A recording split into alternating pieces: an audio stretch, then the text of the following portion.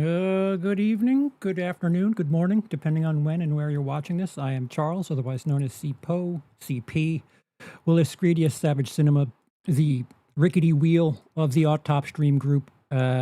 Good halfway point. We'll generously call this the halfway point of 2026, although we're about a week early in this stream. This idea came up because, a few reasons. A bunch of movies are like overachieving and performing well that like no one was talking about and kind of came out of nowhere. That's mostly in the horror universe, to be quite fair. Um, but I will also add that, you know, being a distant viewer of the horror community, we do tend to blow things out of proportion. When something is good, it is the next coming. But as I have yet to see Backrooms, I will say Obsession for me kind of matched that hype and like is still going. I'm kind of shocked. Just had a comment today actually on the spoiler stream with Cody and I, where someone said you guys are a bunch of bootlickers or something like that, and it's like, dude, you're a month and a half late to the party. Like I can't imagine like not watching the movie in the first month. And like I thought the hype was a big deal opening weekend, and it's only improved financially and as far as word of mouth is concerned. I don't know what I would have felt for that movie or the how high the expectations would be after 6 weeks of like growing hype. Even I thought opening weekend, it was like there's no shot this movie matches that. So while I won't say, you know, piss off, I enjoyed the movie. I will say that I understand that maybe if like your first experience with Obsession is in week 6 of its release after just the internet just going rah about it, I think I can understand that. I don't know if there's any film that could match that. So you know, eat shit, and also I understand where you're coming from. Dubsy, what's up? Um, Raiders. I'm not a gamer, so I don't know what games are coming out this year. You're gonna find something out about me that I too am a little clueless. But there's the big one that I've had money squirreled aside for years now for this stupid thing. Someone's always coming in horror. Yeah, yeah, a little too soon, I would say. Nightmares and Nerdscape, what's going on? I can't imagine not watching the movie in the first month. I'll sit over here. Yeah. Um, so where's the option for Scotland winning the World Cup? We're not talking about sports, although a major hockey trade just happened and it kind of scares me. We're not talking about sports here. We're talking about movies, television, and gaming, even though I am not the person to be confiding in for gaming information or any. I'm mostly the guy that streams shit so that you can laugh at me trying to do something.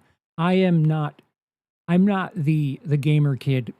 I'm envious of gamer kids that have all the information. And like when I was a teenager, I like bought all those magazines and shit. And I, like, you know, back then all we had was a picture. Like, oh, the graphics look awesome. It's a freeze frame of a 32-bit game. What can you run with on this? Electronics Gaming Monthly, things like that. Like I'm super jealous of kids today with the ability to like watch your favorite content creator play the game and not really have to drop money on it. You could literally see it in action, or you could just watch it start to finish and not pay a penny. But yeah, there GTA is the big one that I'm looking for. We'll I don't know how we'll arrange this, but there's a couple of things that are being released in television that I'm kind of curious about. And oddly enough, movies are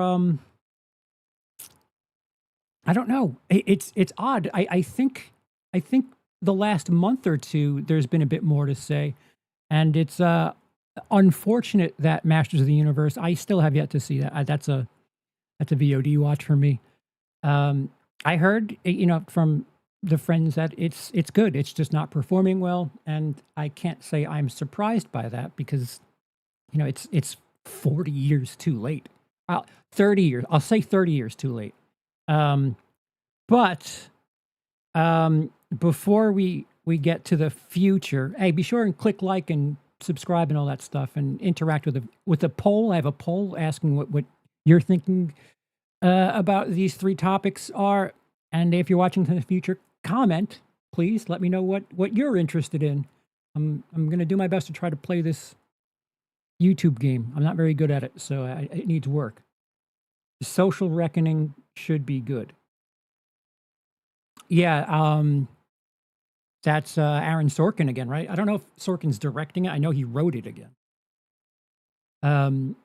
But I watched something that was brand new, and it might be for a reason coming up in October. I won't say anything about that. I just like creating a fuss, and I like being cryptic.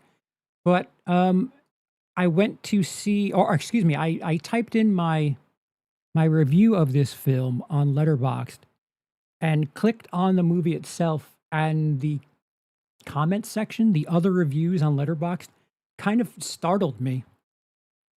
And the movie is a Uwe Boll movie that was released this year, and it stars Armie Hammer. Two people trying to make a comeback of sorts in the same production. The film is titled Citizen Vigilante, and if you know anything about Uwe Boll, you should know what to expect from the production. Not a good movie, like at all. He falls under the written by, directed by, produced by, cinematography by, the four titles. That game of bingo, you could play that with this. I don't think he stars in it, at least not to maybe more of an Alfred Hitchcock type. Man, I just referenced Alfred Hitchcock in the same sentence as Uwe Boll. He doesn't have speaking roles or anything. He might be in the background or some shit, which Hitchcock would have like a walking by scene in his movies, but didn't really have dialogue. So hats off to not giving yourself things to say in the movie. But it takes place in Europe, just Europe. That doesn't specify which part of Europe, just Europe. And opens up literally with a mother and her son, a young child, shopping for candy and whatever, and she gets stabbed in the neck, and you would think that it is from like Saw or something. And I even think I think Saw would be a bit more refrained in showing the gore. This is a character you're supposed to be. Well, I don't know what the hell you're supposed to be sympathetic with. But so lots of gore. The kid witnesses his mom get stabbed. I don't know if she dies. We never really touch back with her. And the movie leads you to believe that these are migrants that are just stabbing random people in Europe. So there is a American immigrant doing vigilantism and taking out the trash. The irony in that is priceless. Someone from another part of the world coming in to take out other people from other parts of the world who are invading Europe, just to commit crimes. It's not good. But here's what I'll tell you that kind of shocked me. We won't get too much into it. I might do if Emily will watch it with me. There's comedy in this movie. There's ironic comedy in this. I might do a commentary, maybe Little Britain to it. Maybe not. I don't know. I will say it kept me engaged for all the wrong reasons. So I wasn't like bored or distracted. I was watching with like my mouth agape, like how how do you finish this production? How do you do that? But here's what I'll say that concerns me about if you're looking for this movie on YouTube. Um, top, this could be my algorithm's cursed. I don't know. The top video suggested to me when you just search Citizen Vigilante, a film threat review. Film threat, of course, has Chris Gore in it. If you know, you know. The thumbnail says the most timely movie this year. Listen, you guys know that I am not above calling bullshit on left-wing movies that are a little preachy, a little message-heavy first. Doesn't mean it makes it any better if we're doing the same thing on the opposite side.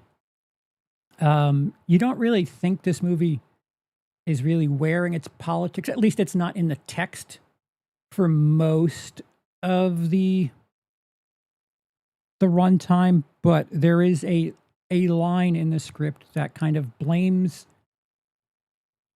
these migrants who are committing SA and murder to all of these citizens. They blame it on woke ideology, and yeah, you know, all those rainbow flags are causing migrants to stab people.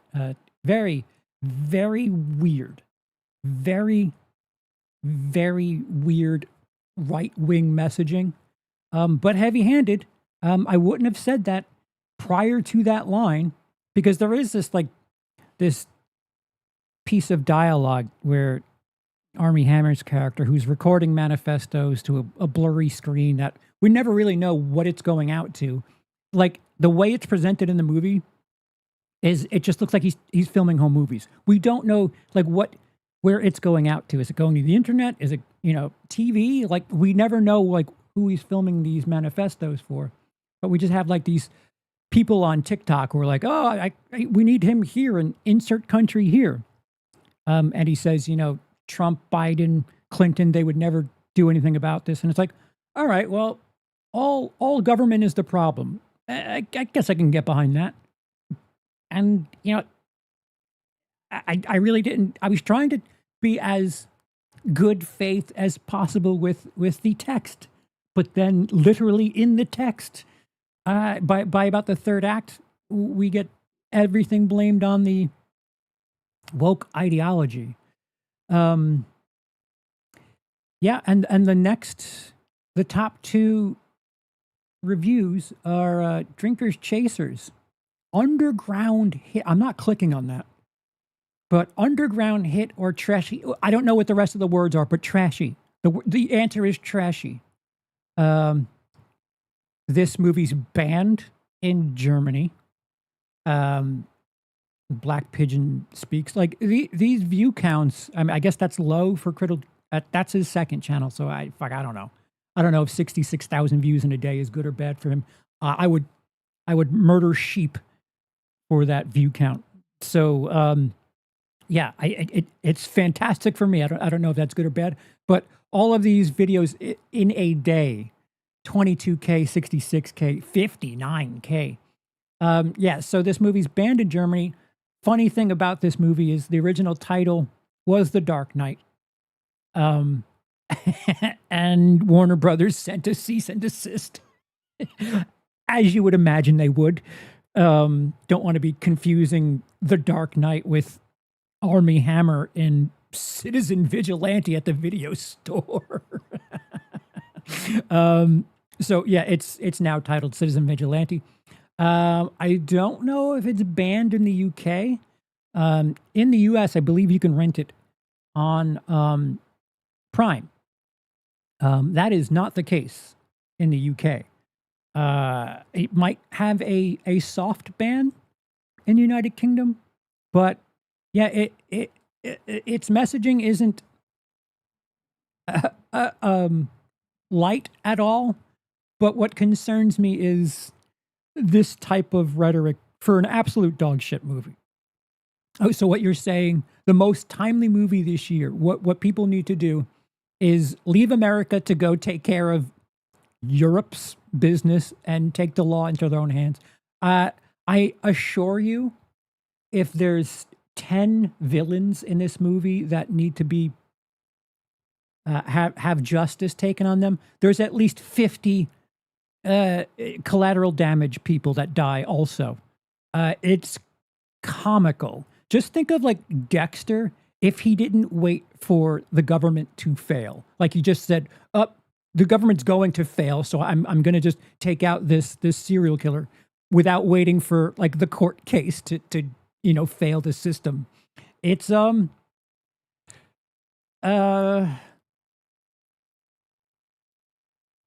asked my uncle if he had any wool, and he said, "Sure enough." I don't understand that reference.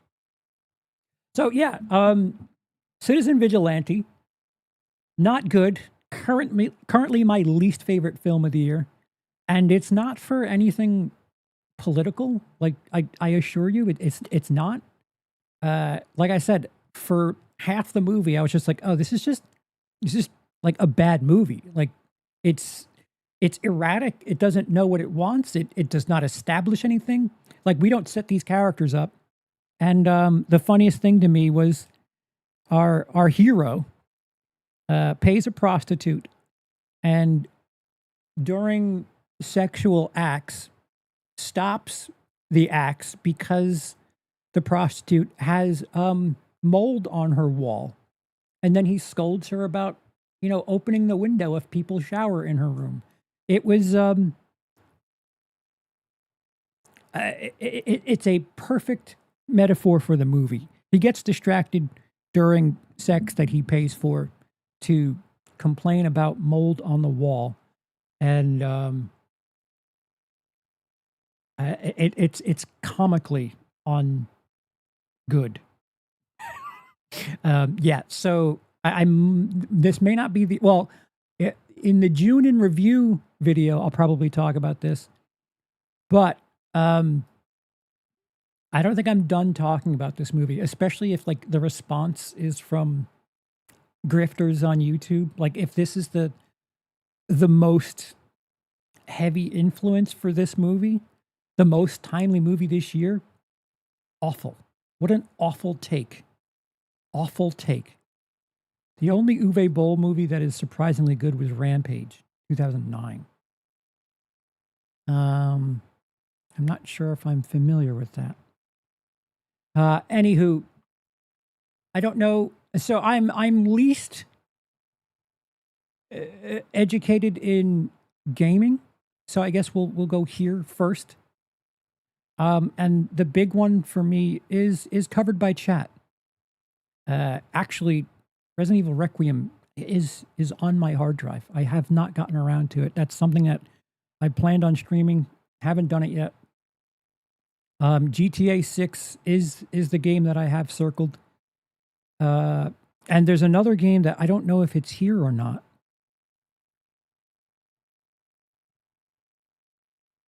I've heard that Pragmata is awesome.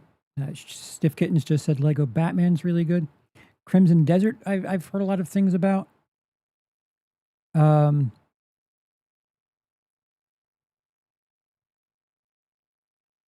That Parasite Mute, Jesus. Muda? I don't know. Yeah, it's not listed here. There's a game that I don't know if it's going to make its release date, but there's a game called Ill that looks, to me, it looks awesome. It's like a first-person zombie game that I'm kind of fired up about. Wolverine. I go 18 months without being interested in a game. Like I used to get like 4 or 5 games every quarter, and I don't know, I might go 2 or 3 years before I get a brand new game. And this year it might end up being 3 that I'm interested in. Although I have not had much interest to get started on Requiem because I feel like that's something I'm going to have to devote time to. GTA 6 is something that you will see me playing. I've been waiting a decade and a half for that. I quite enjoyed the ones prior to that. I remember my neighbor got Red Dead 2 and I borrowed it for a weekend, and I think I streamed that here and never played it again.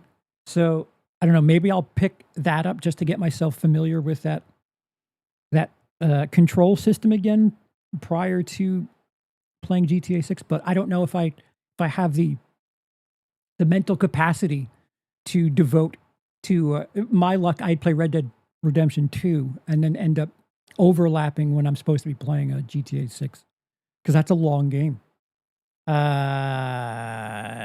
Pragmata is amazing. Legend of Elliot is awesome. Outstanding. I think Duskblood is going to sell well too. Yeah, I'm rather oblivious. This is the other one. Thank you, Ink and Bones. Halloween single player mode looks pretty cool. That is something that I'll probably.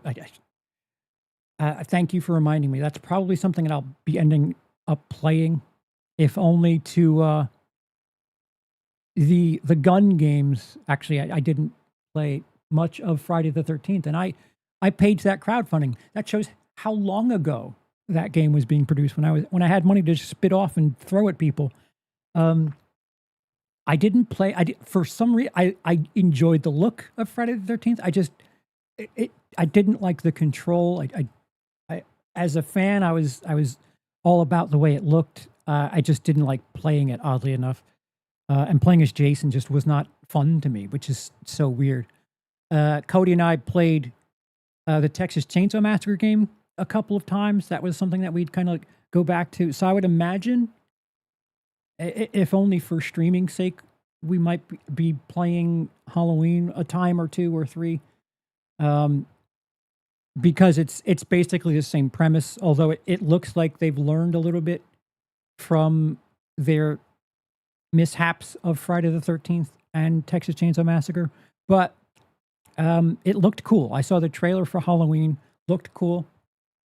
It's one of those things where it's like, I put money aside for one game, and this year there's like 5 that I'm like, ooh, that looks neat. It's rather frustrating because I'm going to be getting GTA 6. The other ones are just pissing me off. They should not release a new Splatterhouse. They should release a new Splatterhouse instead of all these asymmetric monster games. I wouldn't be opposed to that. I'm not a big gamer, but the Hellraiser game looks very good. Yes. Yeah, I guess that's another reason I wanted to talk about this. Dead by Daylight, another game that I just can't get into. They just put modern Jason Universe, the Jason that's been in a beer commercial and nothing else. That character is now in that Dead by Daylight game. You couldn't, well, I was going to say you couldn't pay me to do it, but you could pay me to play that game.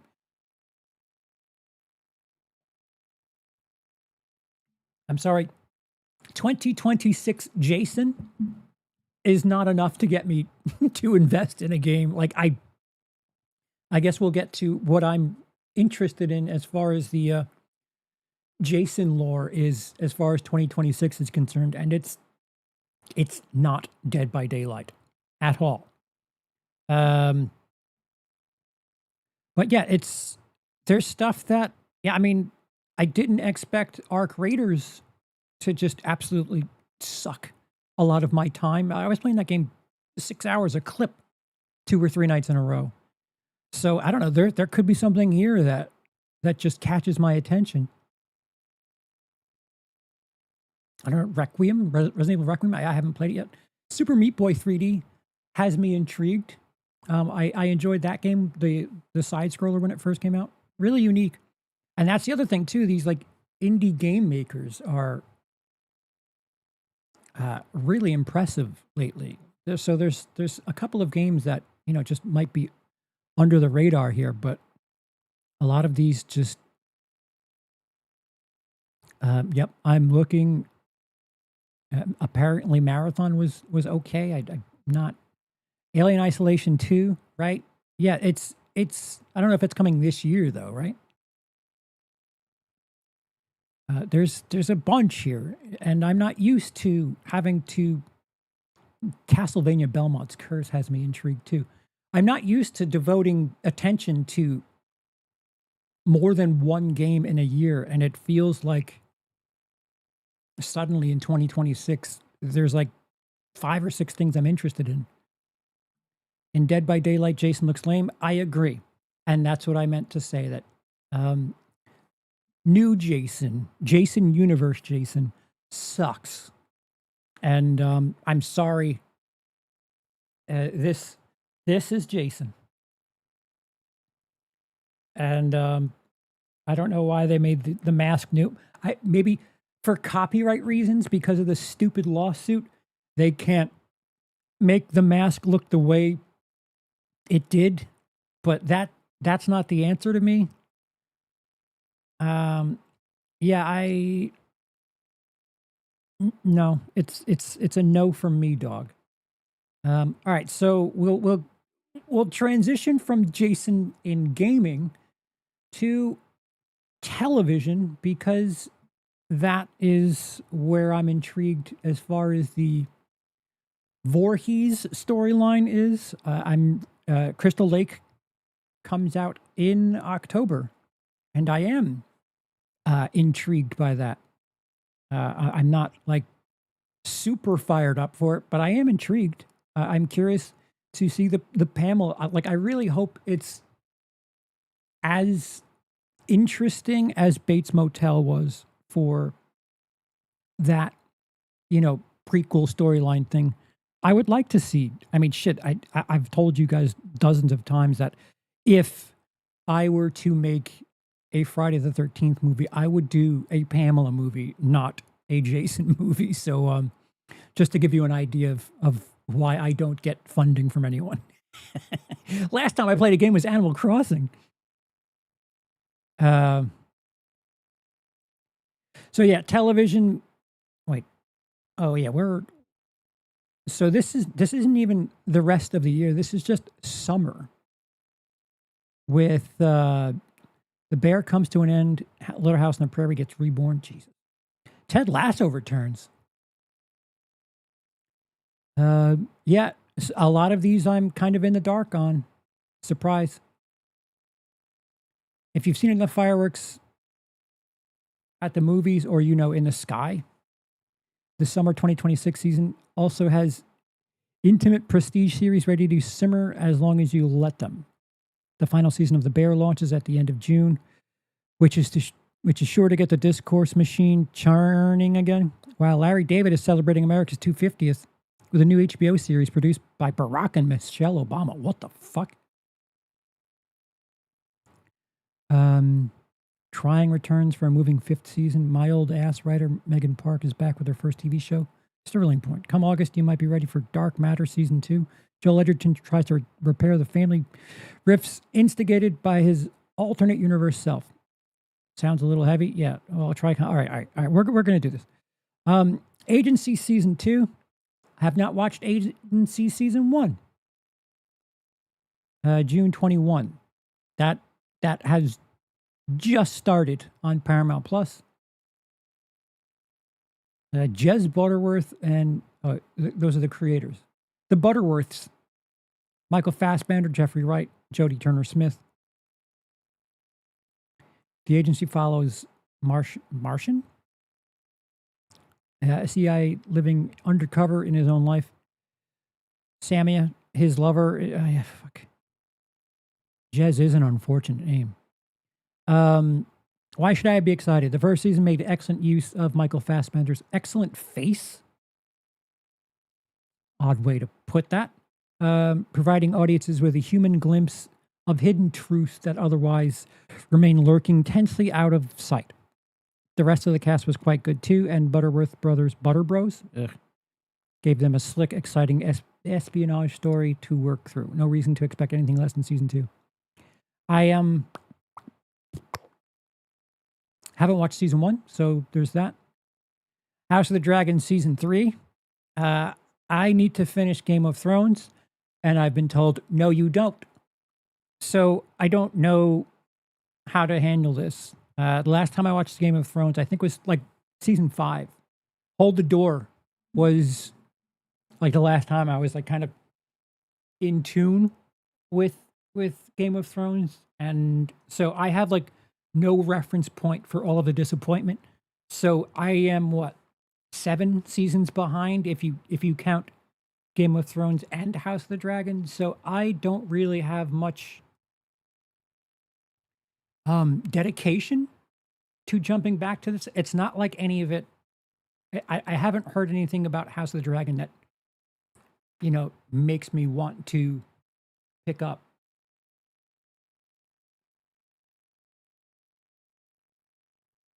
Need a strong word when talking about Game of Thrones? Watching Game of Thrones. A strong word.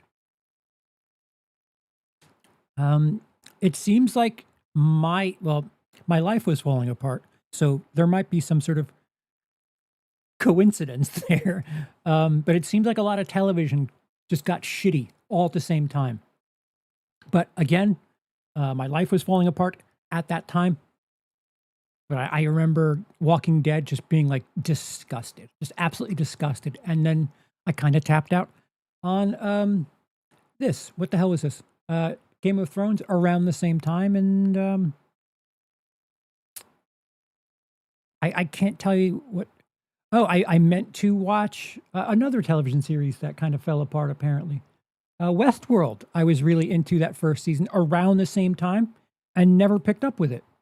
So around 2015, 2016, 2017, a lot of shows that I was like keeping up with, I just divorced myself from it. And I really have little interest to kind of pick back up and connect all the dots. I did finish Walking Dead, and that was that was painful to do that.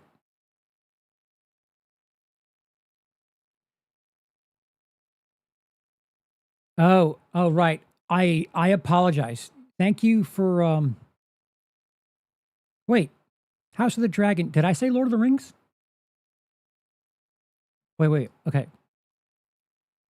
An old coworker of mine was told by a friend that he should watch Game of Thrones because, and I quote, it's like Lord of the Rings, and you like that, but it's like Lord of the Rings, but with incest. I was double checking. I didn't say anything about Lord of the Rings. So I was like, wait, did I just compare it to Lord of the Rings? I'm notoriously not good with keeping up at series. Surprise.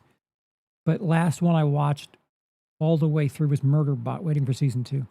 That's somewhat new. Be proud for that. Yeah, so I'm kind of stuck.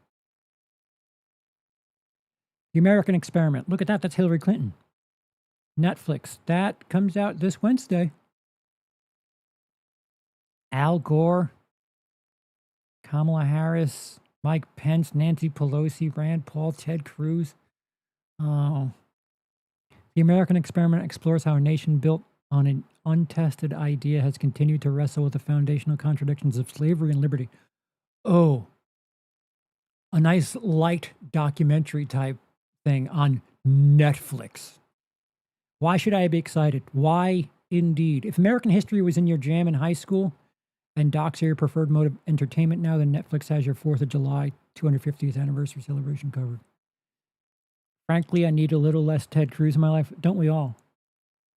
So perhaps this bipartisan series is a little too idealistic for me, but you do you, America, you always have. Yeah, I'm not a fan of the idea of cooperating for a fucking TV show, but not governing our country. Sorry. Yeah, I'm not in a rush to see that. The Bear season 5, have not watched an episode of The Bear. So knowing that it wraps up kind of motivates me to want to watch the whole thing. If you want a good show, I'd recommend For All Mankind. It's on Apple TV. Dude, I'm not giving Apple another penny. Those mother bitches. They try to get me with like this, Come back for a month, 99 cents. And it's just not good enough. I'm not, I have the problem of forgetting where my subscriptions are. And then, that extra $7 a month hurts when it comes out. But I'm sorry. It's a good alternate universe where the Russians made it to the moon first. Huh. I won't sign up for Apple, but maybe my uncle has a password he can share with me. Maybe. I have so much to catch up with, so I'm not going to tell you I'm going to do it anytime soon, but it's intriguing. It's more intriguing than Hillary Clinton and Ted Cruz in the same documentary. Vince Gilligan's new Apple TV Plus Pluribus was great. I heard that too. Thought The Bear season 2 was fantastic, but season 3 was. Did you fall asleep? I want to go Apple for Shrinking and Cape Fear, though. Yeah, I need those series to be over so that I can binge them. My uncle is how I access Murderbots. Yeah. Listen, we all have that uncle who, for no reason, has an account on Apple TV Plus, never watches it. Listen, I'm not saying that there's no quality content on Apple Plus. There's just not enough of it to warrant me signing up for it. I enjoyed the what was it, the TV show, the Seth Rogen as a movie producer. Was it The Studio? I enjoyed that. That was quite funny.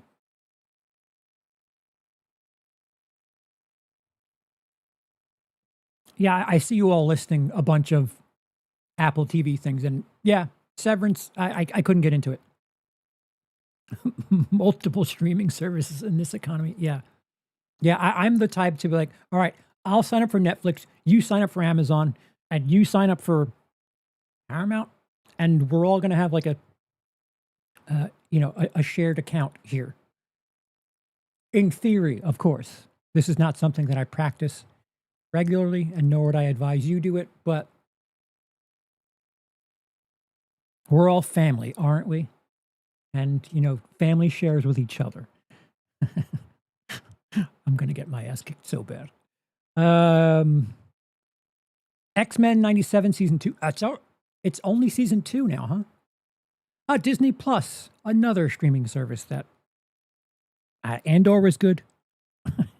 It's been a while since that's been on, though, so what the hell do I know? I've heard incredible things about X-Men 97. So, maybe. Maybe.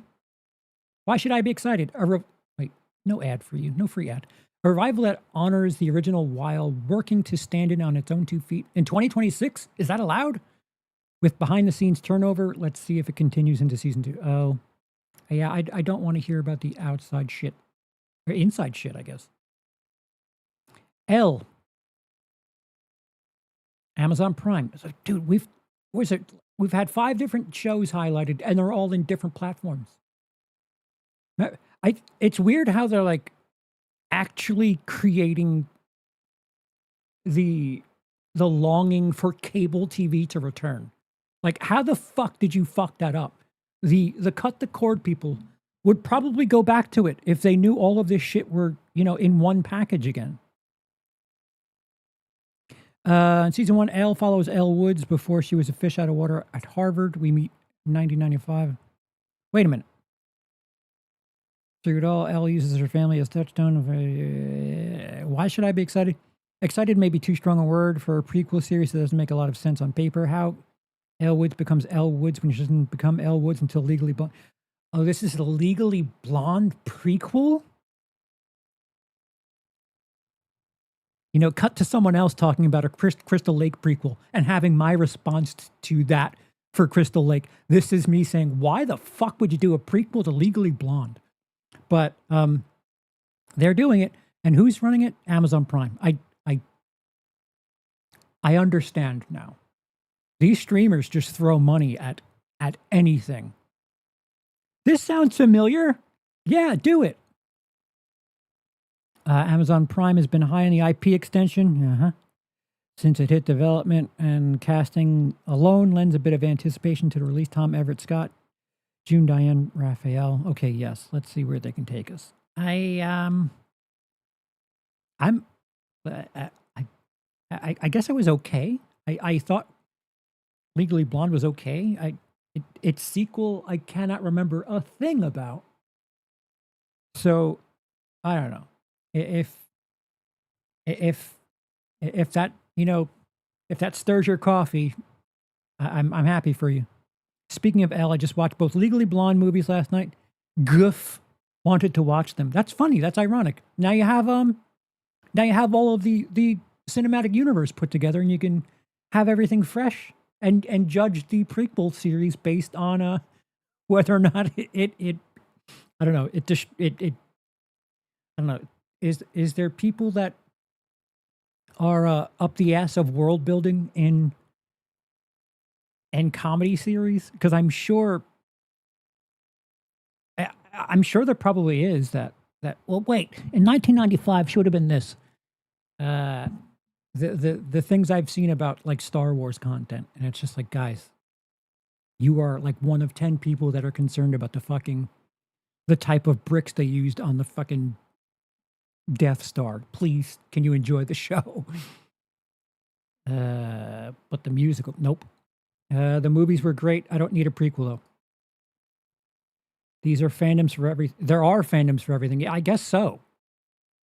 I don't know if like I'm just a miserable human being. Don't answer that. Cynical, or just there's way too much saturation. I think it's a little bit of all three. I am a miserable human being. I am cynical, and those two kind of connect. But there is a lot of saturation.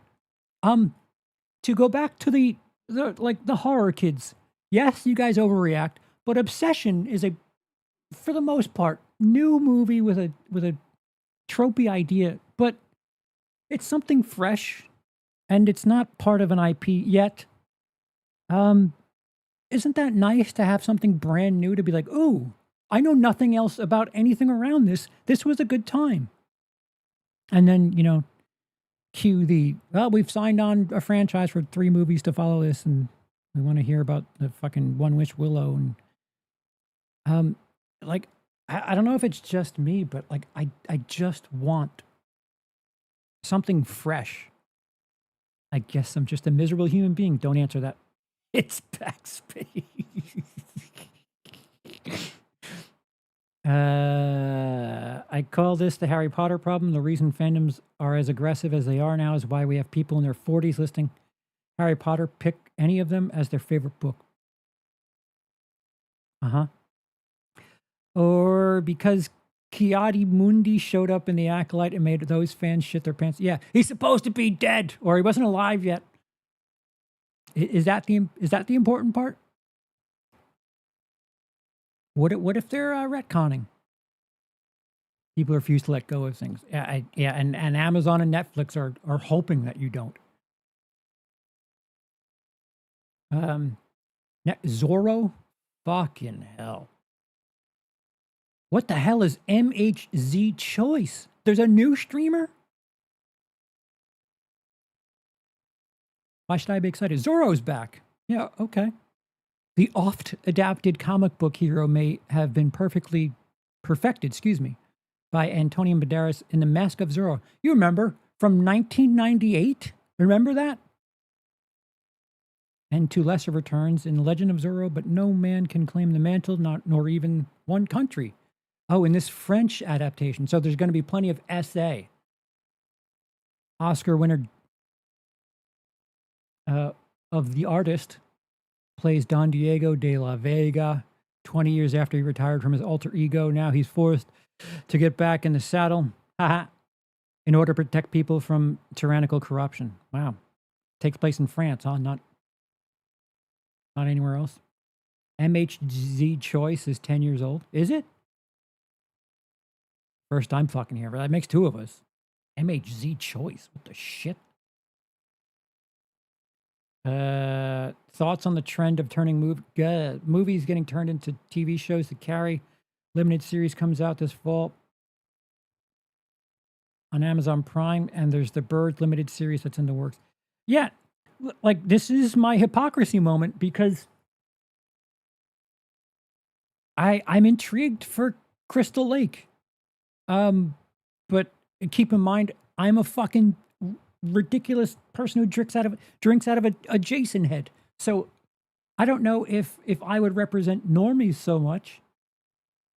And this is one of those times where I'm part of the problem, but I don't know if I'm a fan of a thing. I guess I can understand it, and I like listen. I'm being judgmental because there's 98% of things that come up. I'm like I don't why? What's the problem? So yeah, this is one of those 2% cases where it's like, all right, you have my attention, but I'm not the type of fan that will just watch because it's my favorite character. They're doing something that I'm interested in. Again, going back to the gaming thing, I'm not playing Dead by Daylight because it has Jason in it. And certainly as fuck not Jason Universe Jason. I did not say good things about that apple cider commercial because it had Jason in it. But if you do something with Jason, I will watch, but you don't have my devotion. So I don't know. Are there Carrie fans that need more Carrie? I mean, there's been what, 2 remakes of that? So it's not something I understand, but if someone digs it, I don't know. I think if anything's good, it doesn't matter what the IP is. It's just the cynical part of me tends to think that these studios and these streamers, they just use IP to get suckers, and they don't worry about making a good product. They're just trying to play off of, I don't know if it's nostalgia so much or that familiarity, perhaps both, but they don't worry about doing something good.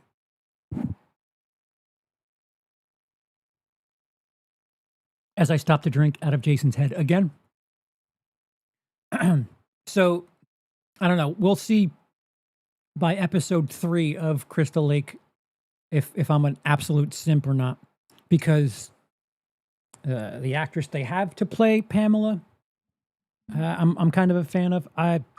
There was that Netflix series that the first season I really kind of enjoyed, and then fuck, I don't remember. That was around 2016 too. Family owns a hotel in like Florida. Shit. Ben Mendelsohn was in it too. I really dug it. And what's her tits? Fuck. Pamela Voorhees in Crystal Lake was in that show. Bloodline. Thank you, Blu-ray Addict. Yes, Bloodline. I thoroughly enjoyed that first season. It kind of had diminishing returns for me, but that first season was I ate that shit up. So, I don't know. I enjoy her work, not just as in Scooby-Doo material. So we'll see. I could be a hypocrite. Maybe I'll try to be as open-minded as possible. But yeah, Zorro. Oh no. Life, Larry, and the Pursuit of Unhappiness. What is happening here? HBO. Why should I be excited? Any new work from Larry David is worth getting excited about, and his latest HBO collaboration appears to be a sketch show rooted in Americana. Expect big stars and hopefully bigger laughs. Yeah, I tend to be someone that would give credit for Seinfeld's success to Larry David, because Larry David has done multiple successful shows, including Seinfeld, whereas Jerry Seinfeld did a movie about Pop-Tarts. Yes, Hawkeye's wife. She very limited role in the Avengers movies, but I didn't hate her on screen. I enjoy Larry David's writing. What was that? There was that movie where he was. There was like a straight to HBO movie. He was like a computer guy or something. I didn't really enjoy that. So yeah. Oh, okay. Do I have? I don't have HBO. Trying season 5. Season 5. Apple TV. Okay. Why should I be excited? Trying is one of Apple TV's great hidden gems. Yeah, I'll say 5 seasons of it. A charming parenting comedy that doesn't shy away from the difficult topics but keeps the laughs coming. 2. Rafe? I don't know how to say that name. Spall and Esther Smith make a dynamic pair. And if you haven't discovered them yet, get ready for 5 full seasons of quality entertainment. Well, where have they been the first 4 seasons? The 5-star weekend.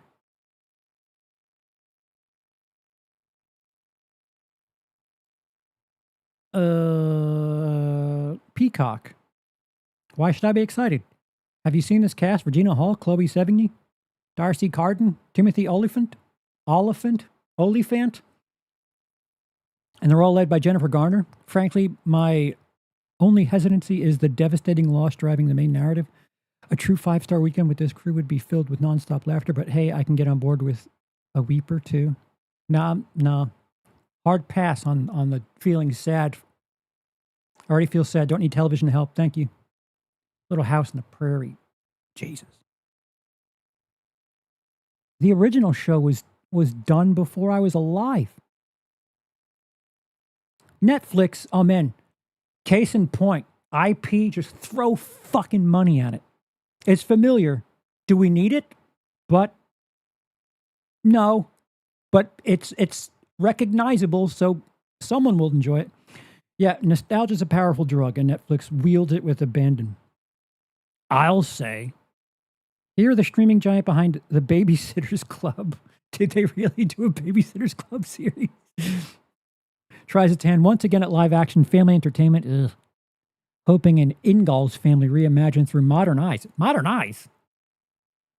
But still, caravanning in covered wagons can create its next big original series. Yeah, I don't see that happening here.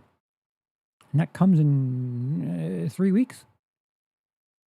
Yeah, no, hard pass.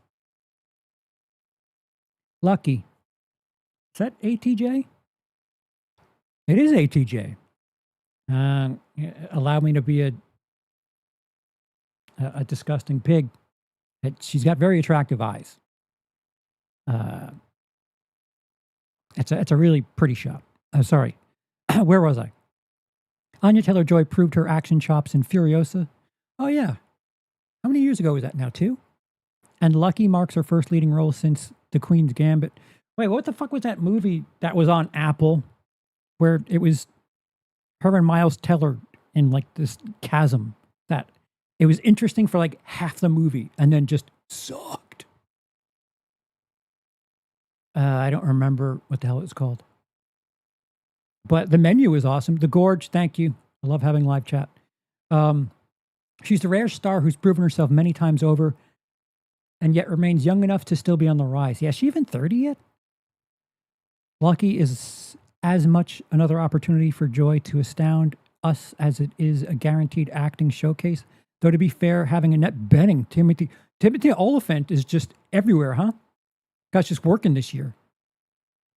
William Fichtner playing backup sure helps with the latter promise. And this is Apple. She might have some sort of exclusive deal with Apple. A movie last year and now a series. Young woman who's left behind a life of crime. Now must embrace her darker criminal side one final time in a desperate attempt to escape her past. She's going to crime to escape her crime past? Yeah, that picture alone has me intrigued. Maybe I will have to get Amazon for 99 cents. Ride or Die. Prime Video. Great. Great. Why should I be excited? Hannah Waddingham as an international assassin? Need I say more? Yes, please. Honestly, it's a great fit. Sure, she's so tall she might prove a little too memorable to be adequately indiscreet, but she can just kill whoever pays too much attention. I love it. I'm in. Okay. The Hawk. Netflix. Why should I be excited? Now, both Wilson brothers have a golf show. Ugh. Owen Wilson stars in Stick, and Luke Wilson stars in The Hawk, Will Ferrell's latest sports comedy, this time in series form, about a has-been golf pro who's got one last shot to compete for the elusive Grand Slam. Sure, Ferrell is a huge draw. Is he? No golf pun intended? What? And reuniting with Molly Shannon is a big deal, but it's the Wilson brothers golf thing that really stands out to everyone, right? What? Wodenham? I don't know. Isn't she from she's in the fucking soccer show, isn't she? King of the Hill season 15. All right, that's Hulu. Is there a new Rick and Morty coming out anytime soon? Star Trek: Strange New Worlds season 4. Not my thing here. Stewart fails to save the universe. HBO Max. Ooh, Chuck Lorre. Why should I be excited? Of course, if you're a fan of Big Bang Theory. Excuse me. If you're a Big Bang Theory obsessive, then Stewart fails to save the universe is already on your calendar. Oh, wait. Is this like in the universe of Big Bang Theory? Fuck me. Ads forcing things to move. Previous spin-offs, it is a spin-off, have shown a penchant for creativity, for experimenting, for finding their own path forward rather than just repeat what Sheldon and co. already did. So maybe the latest extension can continue improving on the franchise's reputation. Dude, fuck off. I'm sorry. You've now heard how I feel about that idea. DR from Detroit season 2. Have not seen season 1. Oh, BET. I'll be honest and tell you that I do not have a subscription to the BET service. I know. It's hard to believe.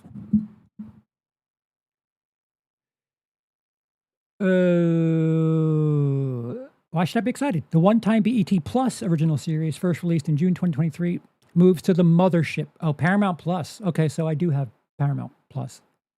For its long-anticipated second season, for most people, that means you'll have 2 exciting seasons of TV to catch up on instead of just 1. Okay, fair enough, you got me. Both of which star series creator Deara Kilpatrick as an amateur sleuth in a comedic mystery that loves its genre roots as much as its characters. This is a fun one. Tune in. We'll see. Fightland, is this just boxing shit? Stars.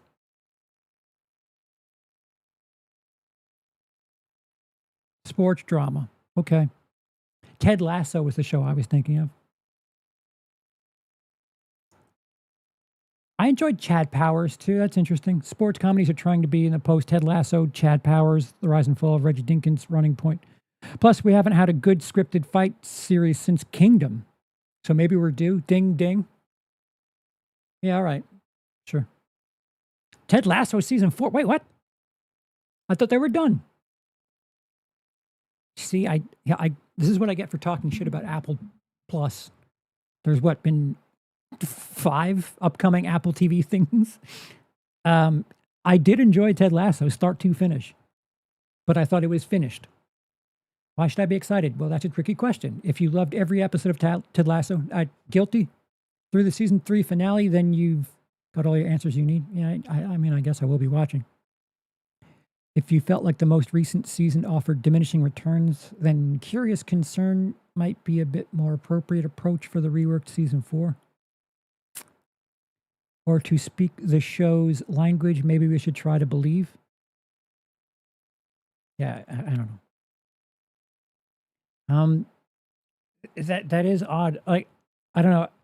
I am not someone that thought it ended poorly, or I mean, I don't think it was like the Breaking Bad series finale or anything, but I do feel like that show ended on a good enough note that it's one of those things that you can just point to and say, yeah, here's a really solid full series. And it's the concerns I have with something like Dexter, where it's like you keep trying to get the right note to leave on, and at a certain point you've just overstayed your welcome, and now a lot of what you've done trying to figure out the right spot to leave on, you've just made so much unwanted material that it kind of overshadows the good stuff. So I don't know. I don't think if one season can ruin the first three. I mean, after all, it's still, if season four ends up sucking on Ted Lasso, it's still 25% of the series. But if it ends up sucking and they don't go back to it, it ends on a sour note, which a lot of television series seem to have that moment where it's like, oh, it should have ended insert season here because it only got worse and ended on a rather down note. With all these modern takes on older shows coming, I wonder which one of these streaming services is going to try to bring Little Rascals back. It's a good point. Yeah, it's just if we can't get an IP for a movie, let's do a prequel or a sequel series. And if we can't do that, let's just recreate something else. God forbid we try to do something fresh.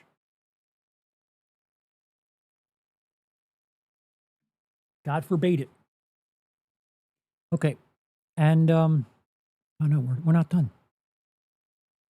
Sterling Point.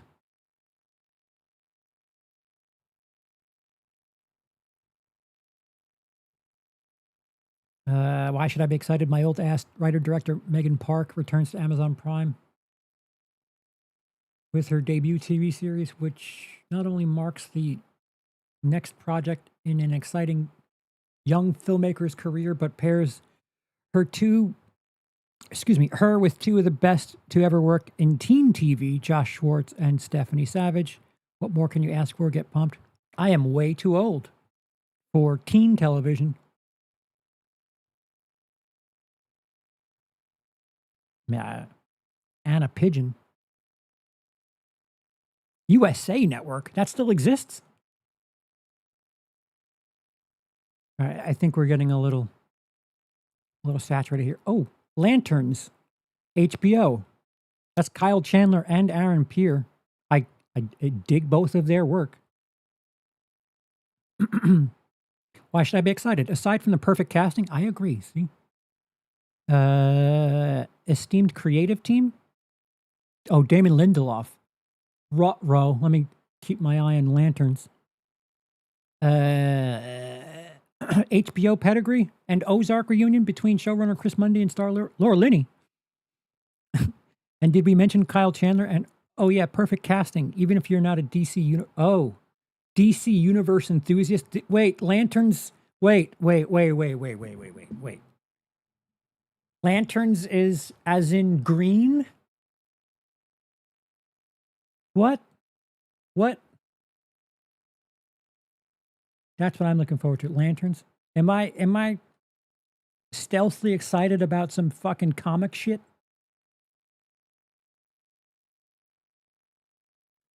This is Green Lantern stuff?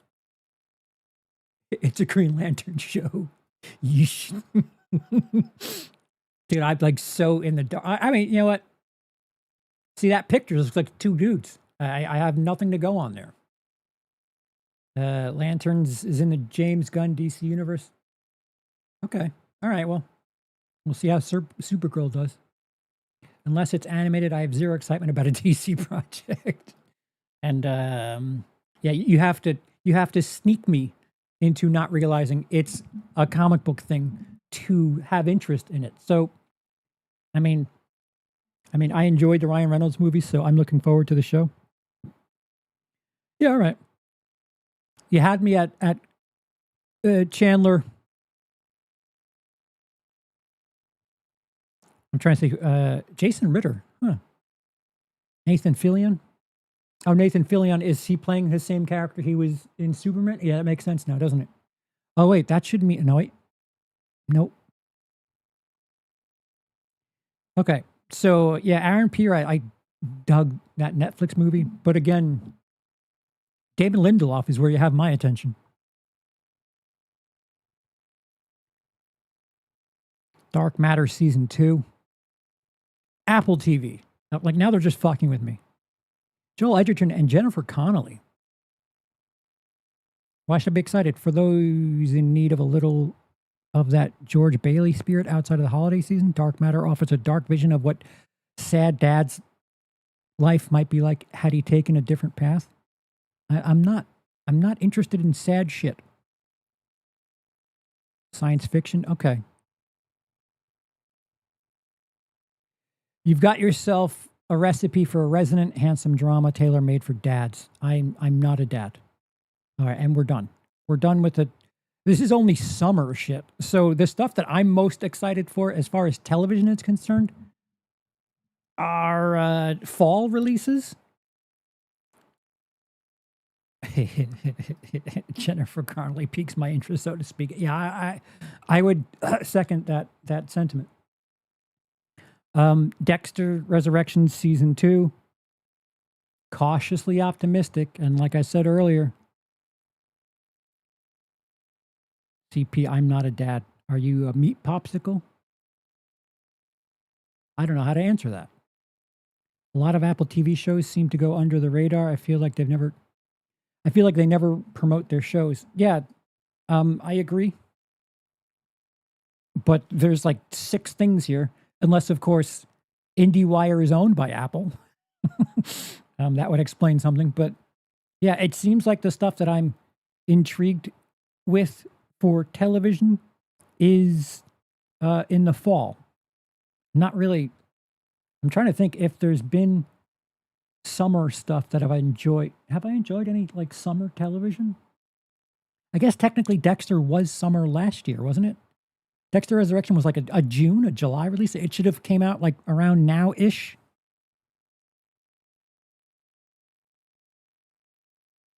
So I guess maybe I do have interest in certain summer television series, but it seems like anything I'm intrigued with is on the fall list of most anticipated. So put a pin in this. Maybe we'll touch base in 3 months. And to the film category of most anticipated in 2026. This weekend, this upcoming weekend, excuse me, we have Supergirl. I need to ask if those of you who spend a lot of time online, is the noise around the actress Molly Alcock, is she getting herself in trouble? Because the last thing I heard was Dean Cain posted pictures of her and Twitter went crazy with it. And apparently a lot of people didn't like that. And then in touring promoting this, she said something like Supergirl could be bi, and you know who that bothered. But other than that, I don't know what else. If anything else has happened. Again, going back to the Citizen Vigilante talk, it seems like certain corners of the internet blow things way out of proportion. And especially if it has to do with like comic book or space movie shit where they go fucking crazy about stuff.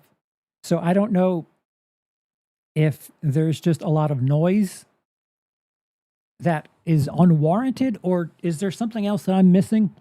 And I'm sure as hell not going to, taint my feed and my well-being looking into Twitter slop. So I don't know if there's warranted disdain for this project, but it's coming out this week. Like it's going woke, so it's going to go broke. I don't know if that is a popular sentiment for this upcoming Supergirl, but I'll be honest, like I wasn't intrigued, even with me enjoying Superman last year. I don't know if I'm kind of fired up for it at all, but like I'm the absolute wrong person to ask about it. I mean, Superman, despite doing well, is still called something of a failure because it didn't make $1 billion, which this isn't 2019 anymore. Movies don't make $1 billion 6-7 times a year. There's one or two winners of the box office every year, and I don't know if Superman was what, 700 million worldwide, and Americans forget that Superman is very American. American audiences are a little extra. I don't want to say they're a bit more enamored with the Superman character. The rest of the world is like, yeah, can you make dinosaur movies, please? Thank you, Adam. Adam says she was asked about the character's sexuality, and she simply replied that she believes Kara would probably go both ways. I mean, and that's a problem. Kara has gone both ways in the comics, hasn't she? Dude, you're asking, I don't know. Trust me, those people are making thousands of videos about it. Okay. All right, so it's normal. Someone said a thing that I need to farm 10 hours of content out of. I kind of like being blissfully ignorant, but every now and again I'll come across something I'm like, wait, what? Yeah, also, aren't they aliens? Aren't the super people from another planet? So what does it matter with their sexual? Why do they have human parts? Where's that Grump Labs when we need him for comics info? Well, I don't know if he would be able to answer what the actress has said and done. I think she had only big time Kara storyline I read was when she got a Red Lantern ring, and it was New 52 time. You guys are speaking Chinese to me. It doesn't matter, but grifter's got a grift. Yeah. So my issue with that stuff is,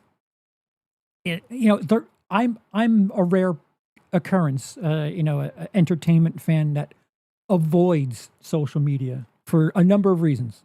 Mental health being chief among those reasons. It concerns me when a normie comes across something like that, and there's this rhetoric that is like on the top layer of something where this movie may not do it for them. It might be like a 5.5 out of 10 for them. And you ask them something and they're using verbiage that they wouldn't have used otherwise, but suddenly because there's 6,000 videos on this actress being too woke and saying, my character's bisexual, suddenly that's like infused into their opinion about the movie, which perhaps it doesn't even cover that in the movie, where I just don't like the fact that she's bisexual. And it's like, yeah, but the movie didn't do that at all. There was no talking about sexuality in the movie. Listen, I don't know. But there are these cases where like a normie will use words that they've inherited from the internet and social media that really, without that angle of the discourse, they wouldn't have known about that discourse otherwise. And a movie that's just otherwise disappointing or otherwise okay suddenly they have this extra layer of shit that they're talking about, and it just fuels this fucking over exaggerated discussion. And I'm just not for it. I don't like hyperbole. I don't like and the horror community does this way too much. Worst thing in the world, greatest thing ever. Too many superlatives, mostly, I mean, grifters do it too, but the horror community, it's the greatest thing ever or the worst thing ever. There's no, it was good, 3.5 out of 5. I enjoyed it. And then, like, just moving on to the next thing. It needs to be the greatest thing because, you know, it's been 2 weeks since we talked about the last greatest thing. So we have to keep relevance for reasons. I didn't read the whole article, but I think she may have been asked if there were going to be a love interest for Kara in the movie, and that may have gotten the ball rolling towards asking about Kara's sexuality. See, I'm old enough to remember the Acolyte nonsense where the showrunner was being interviewed by a LGBTQ magazine or someone who had, they were, you know, a queer reporter. And, you know, she was answering a question that was based on what the person's interests were. And she said something very clearly in jest, talking about how 3PO and R2D2 were in a gay relationship. And holy shit, did that become a thing in the grifterverse that, oh, she doesn't even know anything about Star Wars. And it's like, are you fucking dumb? Are you retarded? Do you not realize what humor is? Do you not realize that she was doing a thing when, you know, use the context of the situation. Who asked her that question? Who do they work for? What does it have to do with anything?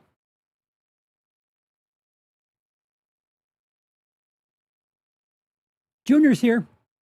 Just got out watching Leviticus. Hate to say it, but I'm not going to lie. I'm a little disappointed. I have nothing to go on. That speaks to what I was talking about the horror community, though. Greatest thing ever. Greatest thing ever. Greatest thing ever. Calm down. Calm down. We don't get the greatest thing every week. Louise, what's going on? Long time no chat, indeed. Hope you're doing well. Comedy is subjective. No, all art is objective, and I promise you I can find it. I don't remember that. I just remember people trying to use the fact that she worked for Weinstein as a point against her. Yeah. And that is another instance. That show is just, was it cringy at times? Sure. But it's the Star Wars universe. The Star Wars universe has plenty of cringy times. I can point to any era of Star Wars, including the OG. Luke kissed his sister. Kind of odd.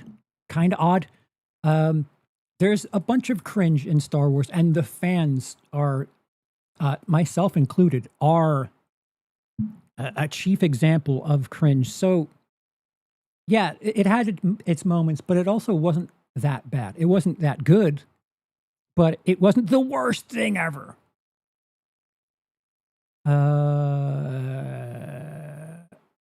Didn't it all start with the Christian dads? Yeah, that was the Dean Cain thing. Dean Cain,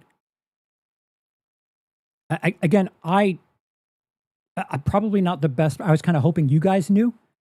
I might not be the best person to speak on this, but the last I heard, it was either her talking about being a bisexual character when speaking to a queer reporter, or this instance where Dean Cain retweeted an image of her looking like someone made the comparison and implied that she was like a caveman or something. And like, dude, you played Superman on TV. If you want to laugh at that in private or whatever, that's fine. You want to use a burner account to retweet that, whatever. But it's not the best look to do that. there are people that I've had a past with that I don't know if I would retweet something.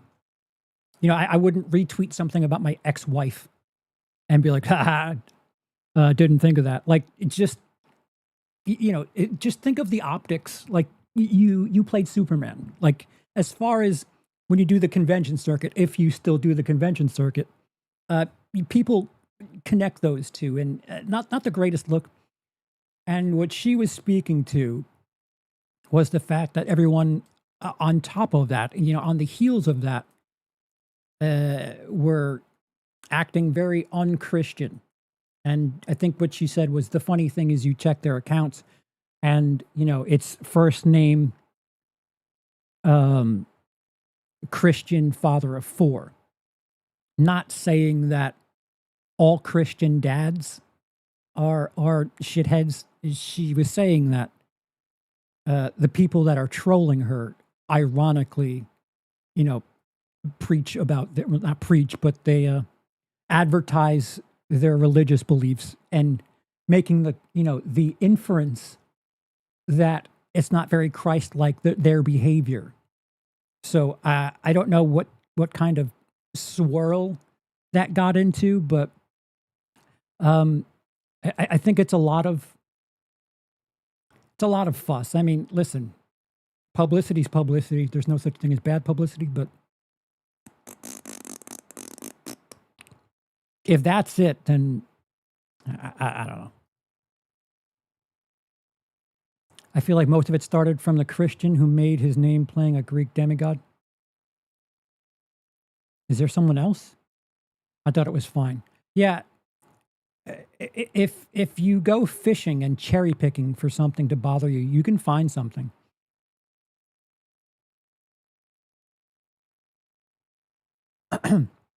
Star Wars is the second most toxic fandom in the world right now, I think. What's the first most toxic? Second most? What the fuck is more toxic than Star Wars? What? I think I gave it a 6.5, 7 out of 10. Yeah. Yeah. Okay.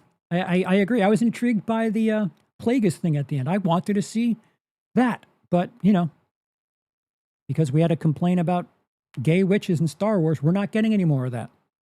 Wop wop. Nobody hates Star Wars like Star Wars fans. Just finished a new episode of House of Dragon. All I say is, wow, yeah, you missed the television segment of this thing. Dean Cain hasn't exactly been seen in a positive way for a while recently. Yeah, but still, like, it's not the best way to get in good graces again. I mean, I guess he's going full dark. Joining ICE was a choice. It's just compounding foolish decisions. Speaking of Star Wars, you haven't watched Maul Shadow Lord yet? Highly recommend. I haven't. As a queer person, she's 100% correct. Mr. Sorbet? What? Kevin Sorbo, who I was referencing, I feel like he started a lot of this shit before Dean Cain jumped into the pool. Oh, right. Mr. God's Not Dead. I'm largely indifferent to Supergirl, but as usual, all the pushback I've seen is reactionary garbage. Okay. I wouldn't dispute that, but I would also tend to be, I want to call it fair, but depending on what side you're on, you'll probably think I'm being shitty or contradictory for its sake. Like, God's Not Dead is awful messaging heavy. Black Christmas 2019, awful messaging heavy. But when social media gets a hold of something, I get it. You got to get those clicks. Most times it's like, yeah, I don't know about that. So I think there's a lot of stretching the rhetoric there. I've seen things where the claim is that she hates Christian dads and Christian dads is not like Supergirl is not for Christian dads, and I'm like, can I have that quote from her, please? Because her quote that I've seen, I'm open to being corrected because I I'm just going on what I've seen. The quote I've seen is her saying that she's getting trolled by people who happen to have in their account, in their bio, that they're Christian father of four. I believe that's the literal quote. First name, Christian, father of four. As if to say, you're advertising that you're this person of faith, but you're like on that same account, you're being kind of a shitty human being. What would Christ do in that scenario?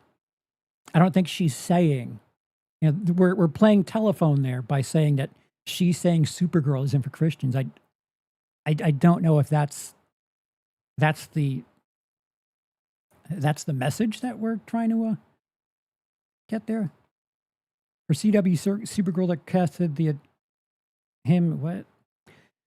For CW Supergirl, they casted him as the adoptive father for Kara, and as soon as he started his descent into madness, they killed his character off.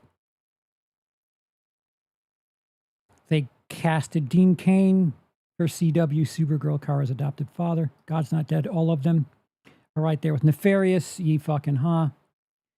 Nathan Fielder and Benny Safdie cast Dean Cain as a nut job on The Curse. Very meta.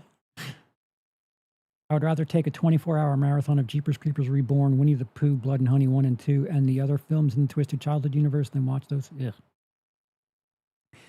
In general, when women say something people find a way to obsess over it, Brie Larson spoke flippantly and dummies were pissing blood for 3 fucking years. Yeah, it's interesting that people will take like these minor little, when they're on these publicity tours, they're doing dozens, perhaps hundreds of like these pressers. And, you get bored. You get bored and you don't realize that something that you say over the course of a 10-hour day, some little thing, just, answering a question that you're just bored and you want to say something different for once. Like that little moment becomes some sort of thing in this cycle. And I don't know. I think it's not exactly fair to create such a fuss and have such hostility over something where it's like, they're being interviewed by a very specific angle. Like, having an LGBTQ magazine ask you about, queer subject and you're answering, to put something in that magazine. Yeah. Are you saying that it's specifically that? Like it's isolated and only that? No, but you're trying to have people something relatable, I think. I don't know. The Quartering was able to do a whole edition on his house from the money he made from all those Brie Larson videos. Yeah. Listen, I'm not going to tell you that there's not money in it because, again, Citizen Vigilante, Film Threat, and Critical Drinker After Hours. The most timely movie this year. What the fuck are you talking about? But look at the amount of views it has. Those are the top 2 things for a fucking Uwe Boll movie. Film Threat and Critical Drinker covering this movie on day 1. Are you fucking crazy? Most timely movie this year. What? People just want to hear what they want to hear. That's the problem with the right wing aspect of like grifters and the entertainment space.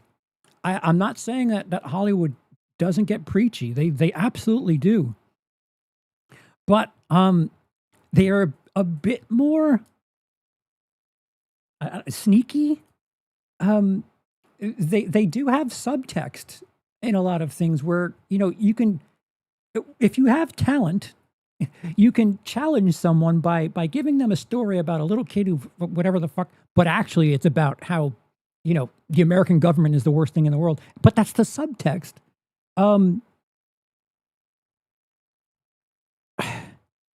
I don't think I don't want to get into a politics thing here. I just think the basis of art is supposed to challenge you, and if you go to art to hear the thing that you want to, like, what is that? That's not art. That's just echo chamber shit. Like, I feel this way. I want to watch something for 90 minutes that reassures me of what I'm feeling. That's not art. That's just comfort. And I don't know. Listen, I've said this 1,000 times. If you show me a movie for 90 minutes that gives you the message that I'm a garbage human being, if it's a good enough story, it's told well, I'll be interested to watch it. I'd love to see the Charles Patterson is a garbage human being movie. If it's made well, you better have some subtext there. If you start talking politics, you risk irritating the number one toxic fan base. What, WILIscredia fans? The gaming world isn't doing much better. People bitching about the new God of War's game and trying to say there's bisexual lighting on the cover of the new Halo game. Oh, man. Art comforts the disturbed and disturbs the comfortable. I don't know who said that, but that's quite brilliant. Media trying to appeal to us queers, how dare. After all, we don't exist or are going to hell. Maybe both. Depends on who you ask. Yeah.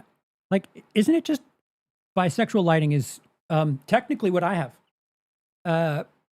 Blue red that converge to make purple. It's a relatively new term. I was not taught about bisexual lighting in film school, so it's only within the last 10, 15 years. It's the color wheel, blue and red.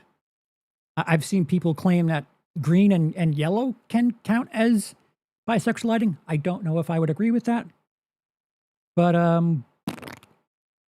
yeah, there's bisexual lighting. Yeah, it's the color wheel theory that I don't know if you want to call it bisexual lighting, fine. I think it was called something else when I was taught it, but it's just the most common example of it I've seen is blue and red, or blue and pink, or again, my colors here. See this? This is a blue, and this is kind of a pinkish purple. Ain't no all right. The bisexual flag. I think that's what it is. Color contrasts. Yeah, a color wheel. It's just, if you know what the color wheel is, it's the opposite end of, what works well. I forgot the terminology for this. When I was doing jersey design. There's a word for it. I do not have it, but there are complementary colors. If you know what the color wheel is, they're, on the opposite side of blue is red, and on the opposite side of green is yellow. On the opposite side of purple is gold. I forgot. When you hate minorities so much, you just have to praise Uwe Boll. Dude, the movie's awful. Awful. I don't know how I ended up seeing both Melania and Citizen Vigilante in a half year. And Melania is like fucking Citizen Kane to Citizen Vigilante, or The Dark Knight.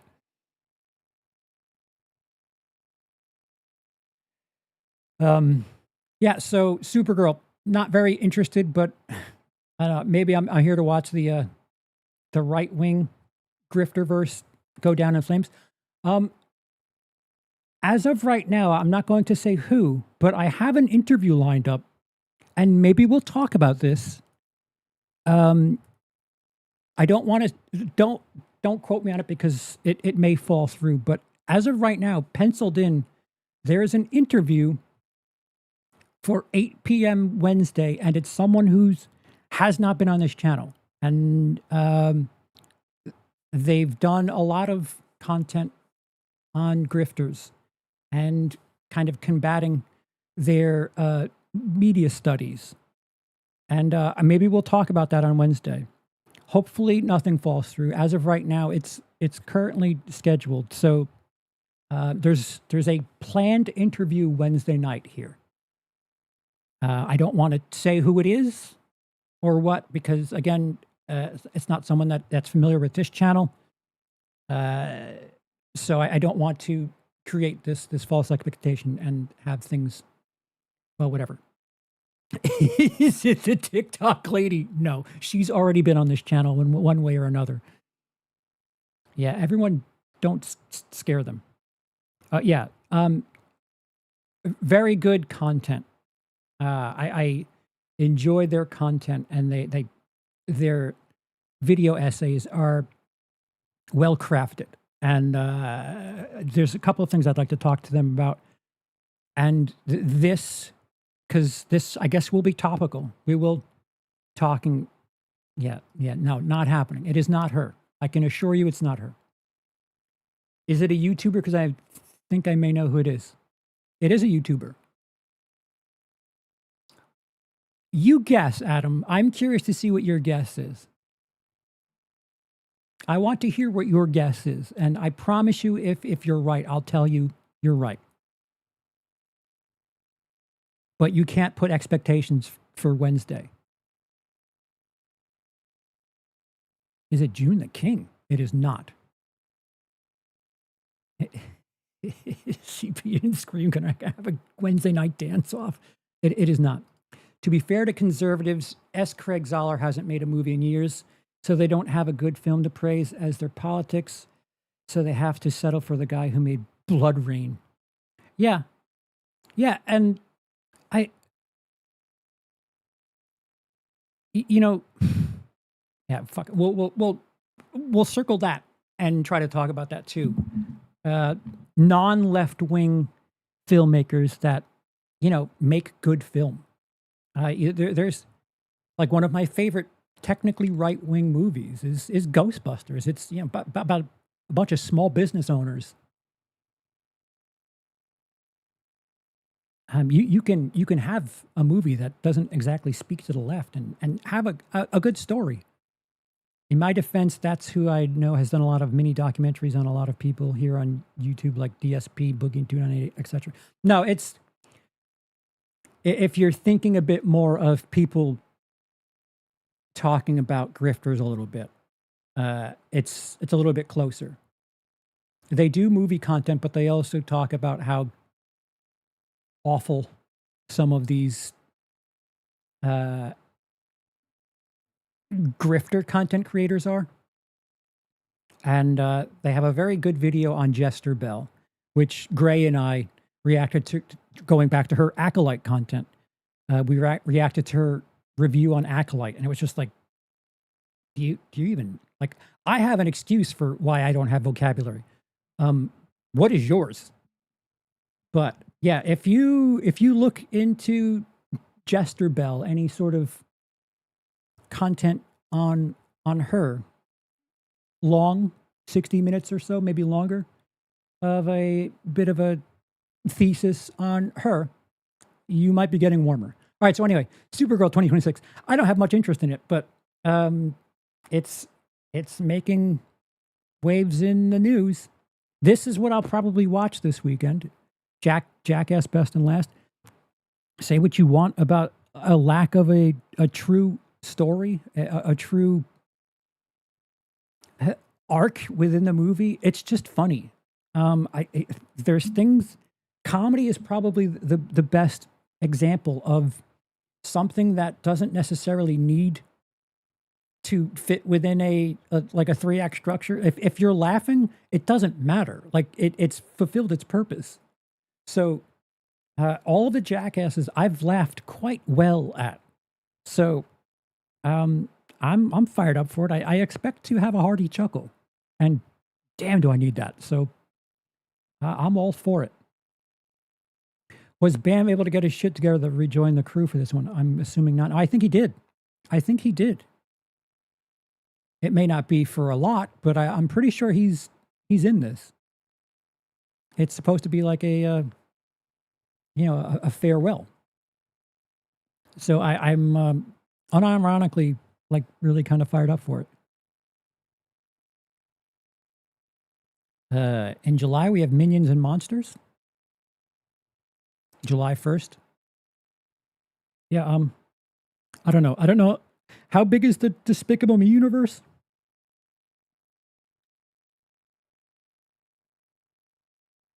There's what, 4 Despicables? A Minions or 2? I don't. I might say that this is those characters are something of a guilty pleasure of mine. I realize that they're just absolute brain rot as far as having something to watch. I can't imagine being a parent and having your children like Minions. I would be so disgusted by these things within 2 hours, which is 2 days.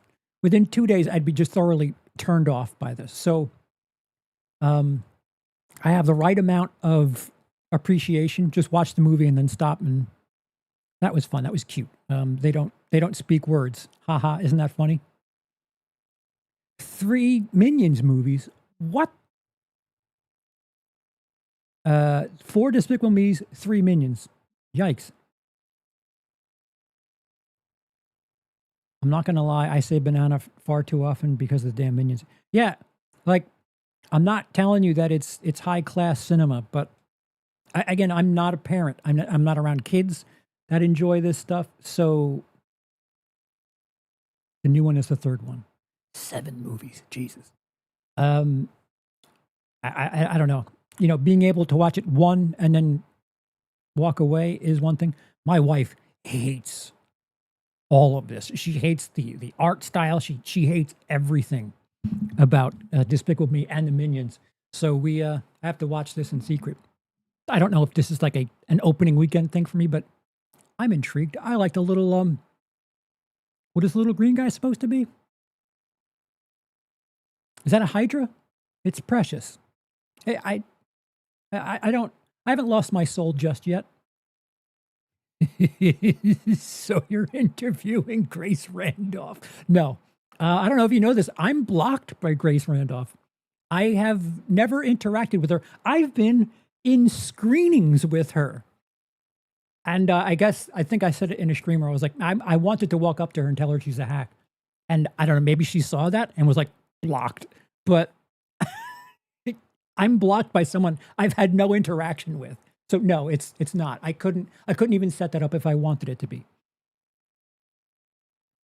Oh my God, Moana's coming out. Live action Moana. Yikes.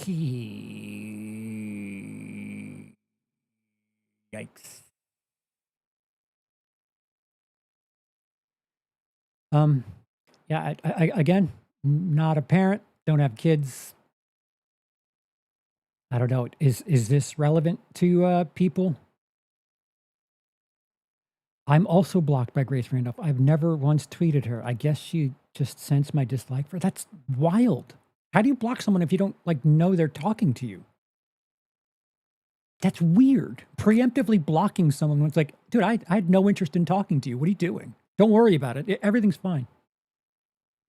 Why did I think live action Moana came out 2 years ago? Wasn't it the oh yeah, I don't know. Yeah, it's the live action Disney shit. Like it all just blends together. Has there been the live action Hair movie yet? Tangled? Did that happen yet? Live action Hair? That should be the name of the movie. Live action Hair. Isn't Moana relatively new? Are we really giving movies from the past 10 years live action treatment? Well, yeah, we had that How to Train Your Dragon. That was just over 10 years old. Yeah, we're scratching for ideas apparently. And another reason why you look at shit like Obsession and Backrooms and it's like, guys, there's money to be made. Hello. Maybe turn over here and take some risks. But they don't want to take risks. Here's the big one. The Odyssey, July 17th, Christopher Nolan. The closest thing to appointment cinema going as you can want or expect. I mean, I'm not. I saw Disclosure Day. Not my favorite. So Steven Spielberg hasn't really been wowing us in a while, but Christopher Nolan still knows how to make some great films. So I'm intrigued. Like it's just something that, yep, take my money. I will be there to see this. I wonder if it has to do with time. Will time be a key element of this movie? The cast is fabulous. Matt Damon, Zendaya, Tom Holland, Anne Hathaway, Mia Goth, Charlize Theron, John Barenthal, and Robert Pattinson. Like, Jesus.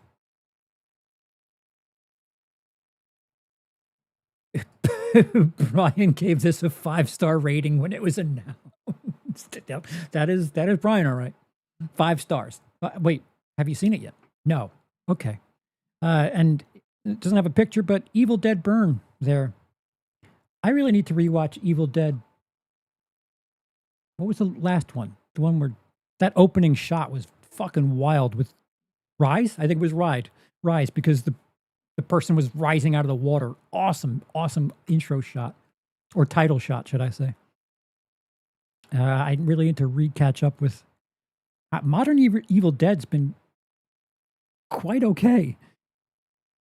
I caught myself in time. Thank you. Oh, look, more comic shit. Spider-Man Brand New Day, July 31st. Just 2 weeks after appearing in Christopher Nolan's Odyssey, Tom Holland is set to reprise his role as another famous literary character. I don't have much interest at all. I'm sorry. I'm sorry. It's weird. I don't hate the Spider-Men's, all of the Day movies. Brand New Day, Home. Oh no, Home. Isn't it Home? Never Going Home. Home for the Holidays and Home Alone. I don't remember what the Spider-Mans are called, but didn't hate them, but really had no urge to ever watch them again. And I own them, oddly enough. They're movies that are just like, yeah, okay. It's kind of like mid-tier Marvel for me, even though it's technically Sony. Mid-tier Marvel to me is just, yeah, it's fine. 3 stars. Okay. I don't need to ever watch it again, but nothing sticks out about it.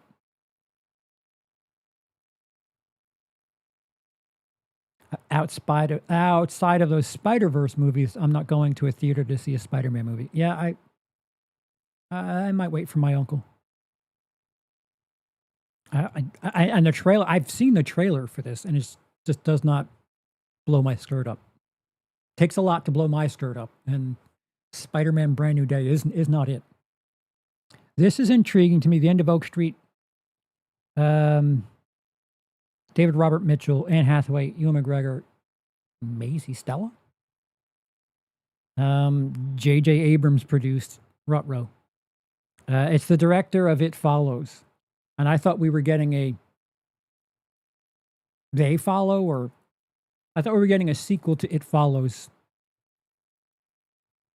It keeps following. I could have swore we were getting a sequel to It Follows at some point in the last 5 years, but we're apparently not. So this looks interesting. Apparently this indistinct suburban neighborhood in the 70s, 80s, early 90s, very early 90s. It looks late 70s, early to mid 80s. This suburban block travels through time, and everything around their suburban block is back to where the dinosaurs were. Interesting. Please don't do like mystery box shit. I hope J.J. Abrams is just a producer. It's intriguing. I enjoy the cast. And I don't know whether or not to get fired up for the director just yet. Anne Hathaway's Preggers. Well, okay. Um, yeah, I'm not putting too many eggs in that basket, but I'm intrigued. I don't have expectations enough to be disappointed, and I guess I could still be pleasantly surprised. But it's one of those things where it's like, all right, no pressure, but uh, please be good. Paw Patrol, the Dino movie teaser trailer. All right, man. Summer has stopped being about blockbusters and started being about kids, and that kind of tells you what theaters are desperate to have succeed, because it's the only thing that they can count on at the theaters is family movies. So we're not getting, you know, a mid-tier, mid-budgeted movie that's going to, storm the box office in July. It's either IP, Christopher Nolan, or family stuff, and there's a lot of family stuff. Word on the street is your skirt gets blown up regularly. Charles, a bit of a hussy, apparently. Listen, if the price is right. Yeah. Oh, we have a new Insidious. Out of the Further? Oh, Lynn Shay's in it. I didn't expect her to be in it. August 21st. I could not have less interest. Clayface, 9/11. Yet, as much as I'm kind of tired, I'm just exhausted with comic shit. A bit of a horror take on it is interesting.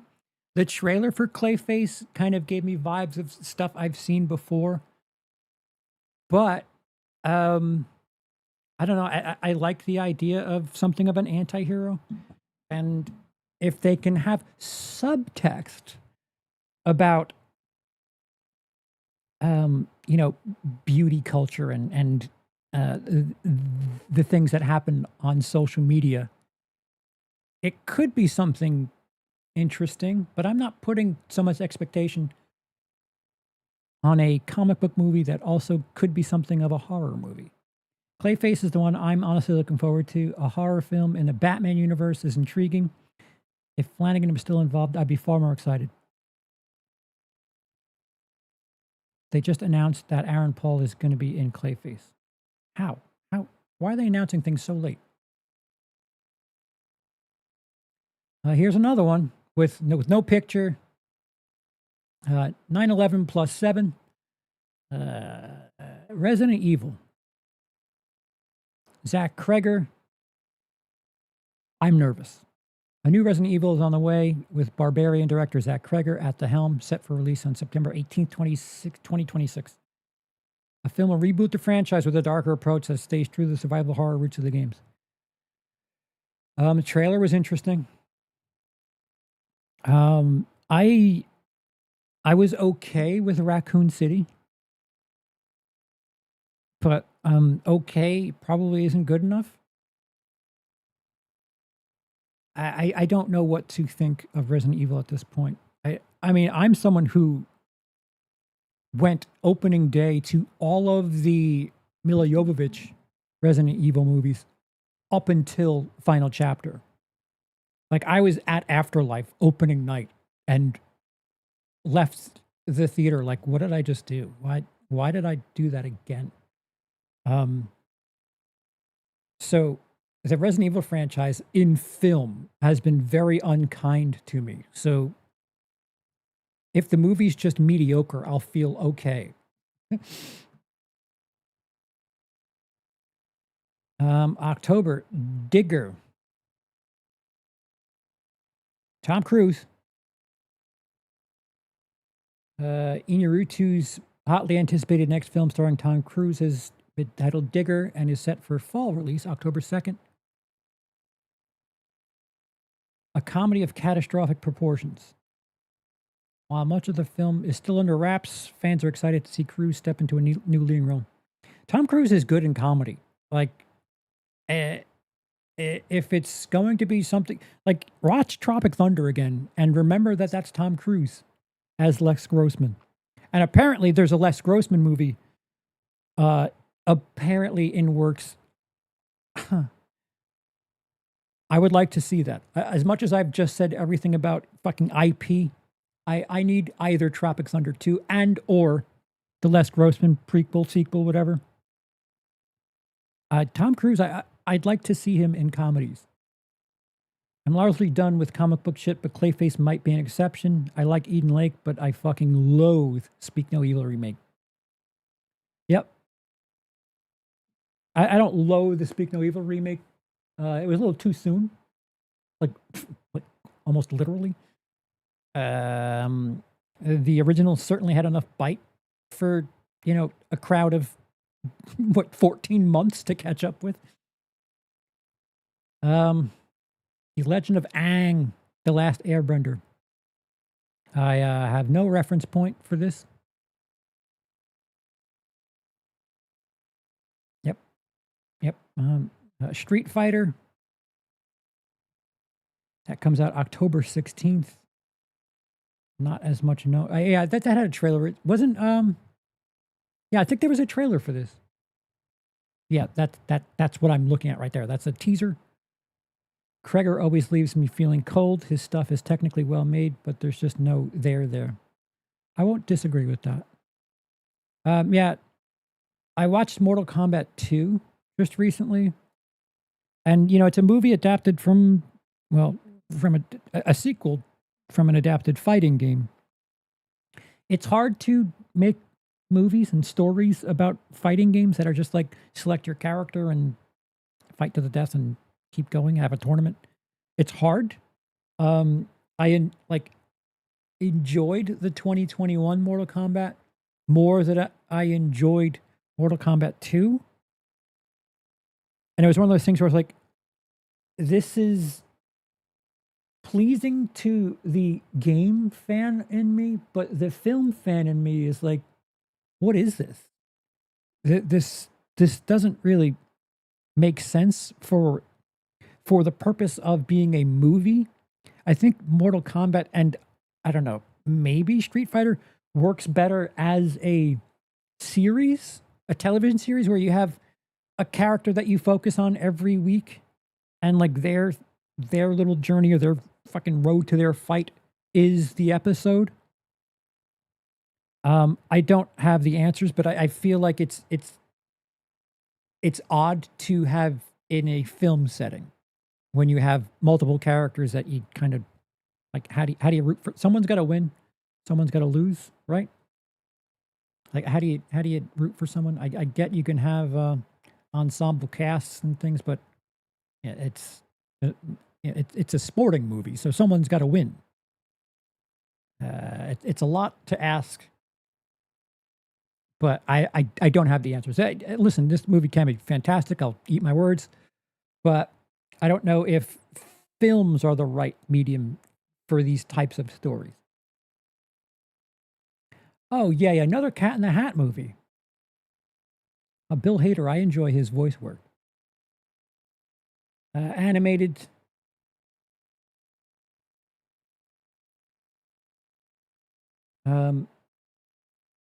Do we not? We don't have a title here for.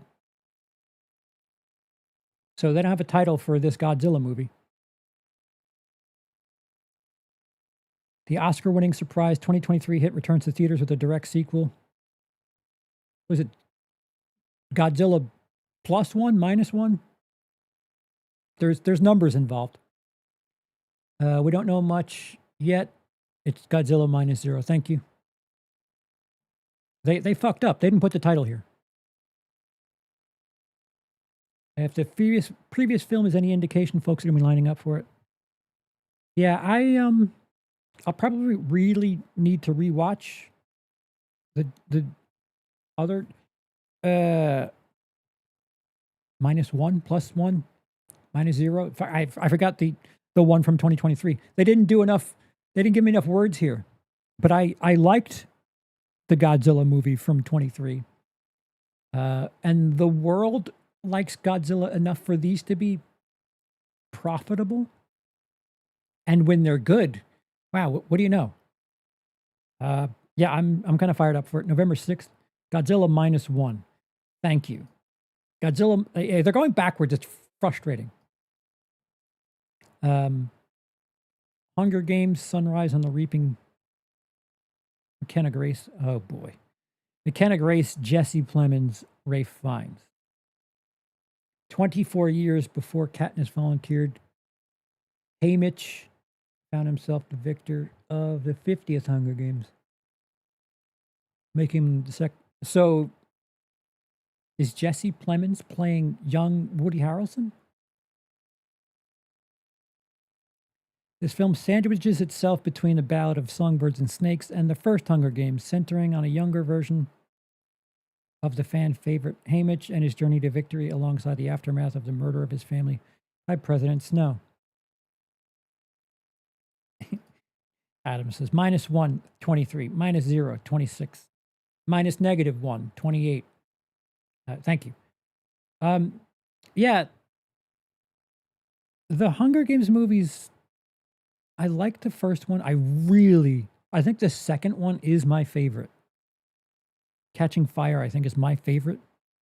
And then the last two kind of got odd for me. I don't know if you need to make that's in the height of the, well, let's make part 4 2 parts. During all that shit. And then we got absolutely saturated with young adult shit. But if ever there was a time to watch Hunger Games shit, if it speaks to anything, it's probably America right now. So I don't know. I really hope it's not heavy-handed, because the first couple weren't, but man, guess we're not learning from our art. Yeah, I'm intrigued. Oh, Violent Night 2. Interesting. I didn't hate that original movie, but I don't know. A lot of these movies, it's just in and out. Nothing really stays. Oh, we're getting another Jumanji. Jumanji open world. Sony confirmed open world will continue the video game story. Oh, and Avengers Doomsday. Is that gonna make it in time? Have we even seen any footage? Like footage. Not just pictures of empty chairs. Jumanji 4, basically. Yeah.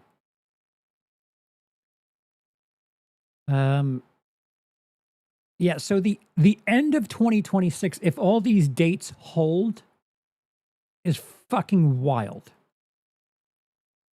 Jumanji, nothing to sneeze at. Avengers Doomsday, Dune Part 3 for Christmas. That's gonna be a Christmas. Yeah, I'm more fired up for Christmas week than I am at any point in the summer. Dune 3 and Avengers Doomsday, and anything else?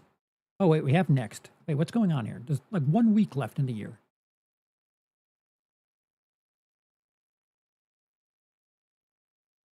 All right, no, you can't reset and go to fucking January of 2026.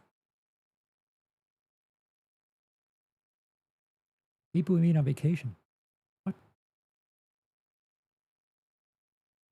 Man, I know this was only months ago, but it feels like decades ago. There's also a werewolf coming out on Christmas. Literally 5 IP movies in a row. And yeah, they're heavy hitters. Okay, let's go here. Yeah, so that's December's big.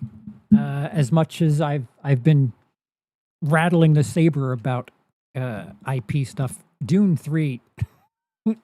I need to see that. Yeah, so they're closing 2026 strong, or at least big. I think gaming probably has the most to say in October, and unfortunately for television, we didn't really see much about the fall season. So, like, it depends on what time of year you take your media in. But I would imagine October. Oh fuck, October's a bad time for me. October, I'll be working on content. One of the biggest pieces of content I will all year. But that will be big for gaming for me. I think Dexter is airing in October as well. Man, what the fuck with October? And then December looks like nasty for big film projects. Not saying that they'll all be winners, but it's probably a lot to talk about. With the fact that GTA 6 is finally coming out, that's going to be huge. Yeah. What is it? I actually had the option to wish list it, which it means it's coming, right? Like it's happening. It's a good thing this list isn't representative of everything that's coming out. Otherwise, this would be depressing. Oh, right. Right. Yeah. And like that's the thing that I guess I would tell people to keep optimism about in every category. Something happens where it's like, oh, where did that come from? And like, I don't know. I don't know if it's hearing about everything is as good, or do we tend to appreciate something if it comes out of nowhere? I think that's how I feel, where it's like, oh my god, this is a surprise. I didn't expect anything of this, and it was good. GTA 5 coming in 2028. No.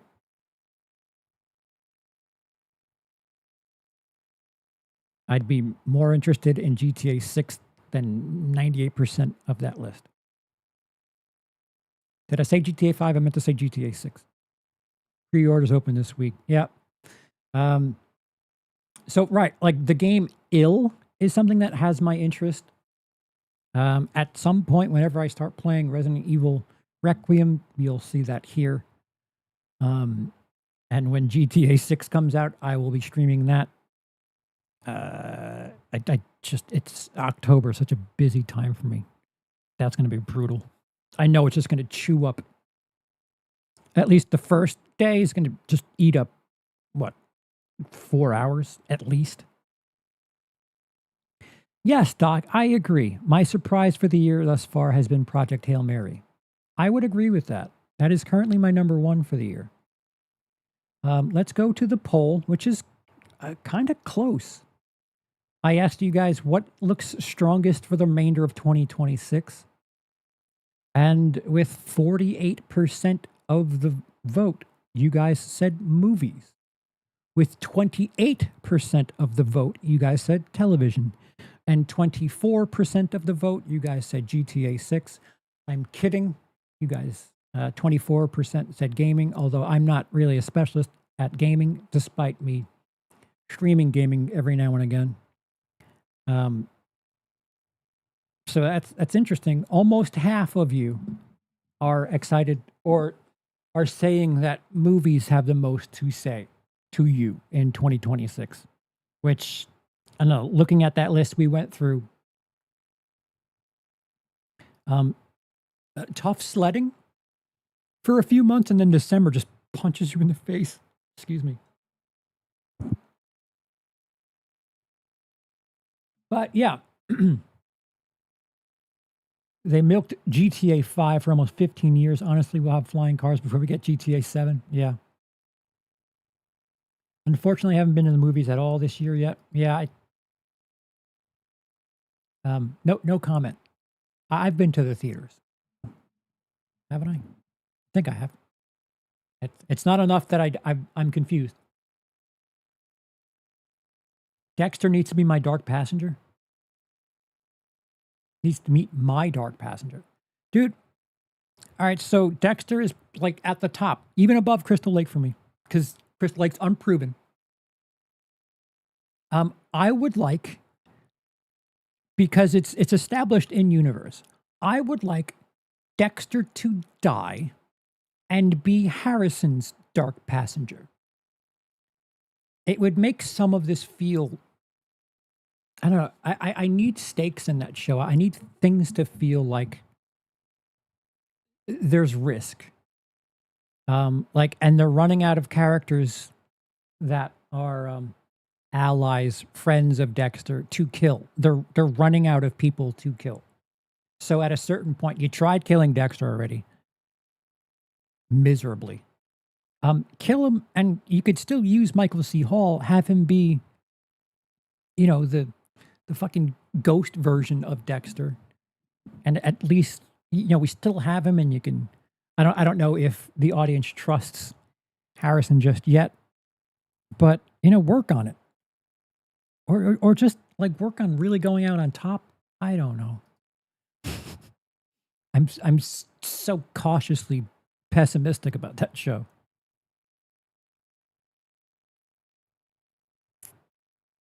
I get the feeling that's what they were trying to do with New Blood. Yeah, I guess. I don't know who told them to do it in one season. Just such a weird. I don't know. I enjoyed Resurrection. I don't think it was flawless. But it has me optimistic. Music better than every other art form this year, hip hop specifically. Yeah, I've been oblivious to music for a while. I haven't even touched. Not that it's hip hop, but there was a new Deftones. I haven't even touched it. I have no idea if it's any good.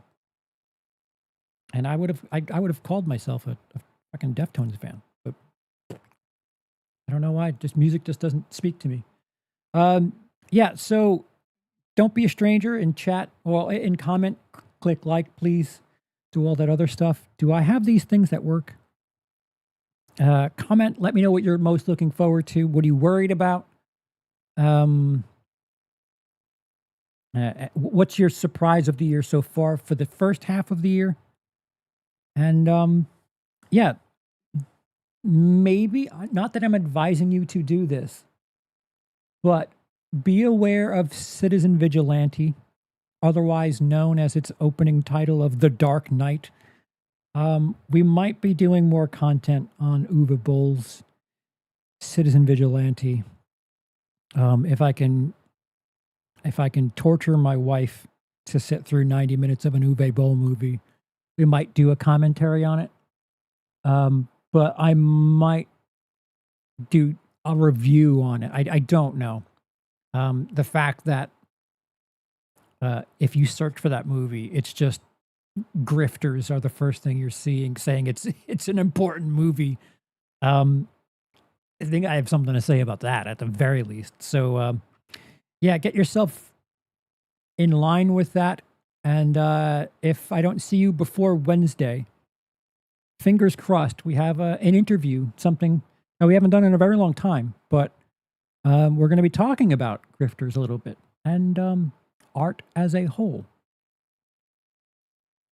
I heard it's better than Koi no Yokan. I enjoyed that album. Yeah, do all the things. Say goodnight.